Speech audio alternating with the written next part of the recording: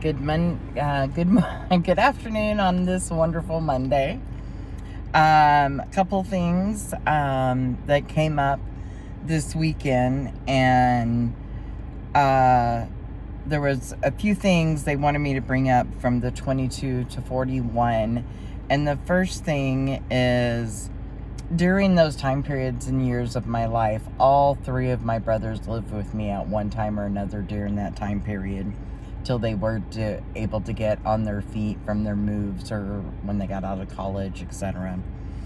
There was another issue when I was like 23, I think it was, that I became homeless and actually worked my full-time job, went to school full-time, and was raising my 2-year-old at the same time for a period of time, until I was able to save enough money and get us our own place. So, also, from the time I was a kid until through those years, I had approximately 13 car accidents I was in. Majority of them, I was a passenger. The first one was one where my sister was driving, and we were hit by a drunk driver. And that one did more damage than I knew until I was in my early 40s. I would be walking down the street and my legs would just give out. And I was like, what? And everybody was like, what's going on? I had no idea. So they did an MRI, and they found that I had my spinal cord looked like this. It was going straight down, then it did a U, and then straight back down.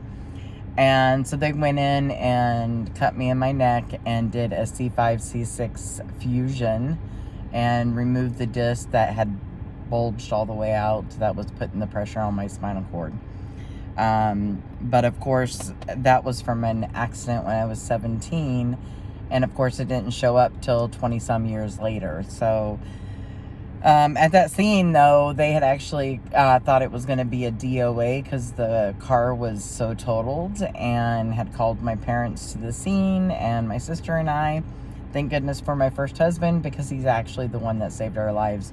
My head, because when they did that, they asked had I ever been hit on the head. And I was like, no, I've never been hit on the head, and not on the top of my head. And then come to find out, then I had to think back, and the only time that is because my head hit the windshield. And so, of course, they didn't find it out till almost 25 plus years later. So, anyway, so they wanted me to bring that up. That kind of shows how much I have been protected through my life, because multiple of those accidents, my older brother was driving, and then there was several where I was just a passenger. We were going up to do the breast cancer walk, and got into another accident in another friend's car. You know, there's been multiple accidents I've been in, and have been protected when it would have been something else. So I praise God the Divine for that protection. And then there was a time where I got a hold of the Gospels of St. Thomas. And when I got a hold of the Gospels of St. Thomas, I was running around. I think it was my youngest daughter was 2, so that would have been 25 years ago. And I was running around talking to everybody about it. And I couldn't get anybody to listen to me. I was like, okay, whatever. And then finally, I call what happened is going back to sleep, even though I was awake, but, you know, not in the sense of being awoke and connected as I am now. But then what happened next is, after my second divorce, and no, I have not been remarried, don't plan to be remarried, and nothing like that currently in my future. So I will stay celibate and single while I continue on this spiritual path of uniting what I call myself. But I was in from 41 to 43, I was in what we call an open relationship. And I didn't really know what an open relationship was, but this individual that I had gotten involved with kind of introduced me to a lot of things I'd never been introduced to before. And so I call that my, I don't know, where most people in their young years soar their oats. That was more of my time of when I soared my oats. So other than that, that's where that ended.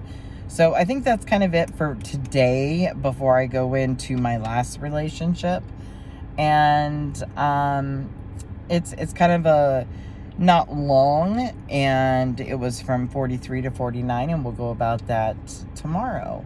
And then I will have a little download more information that was given to me over the weekend, and I will relay that information at that time.